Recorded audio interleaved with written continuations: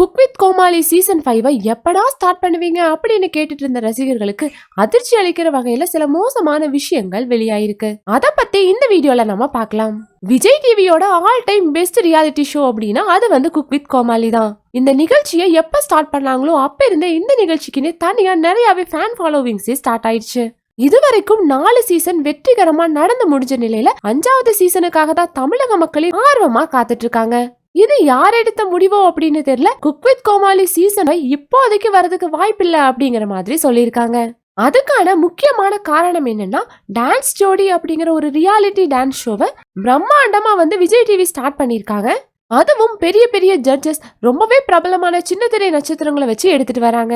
இந்த நிகழ்ச்சி எப்ப பாதியை தாண்டி போகுதோ அப்பதான் குக் வித் கோமாளிக்கான அறிவிப்பே வரும் அப்படிங்கிற மாதிரி சொல்லப்பட்டிருக்கு.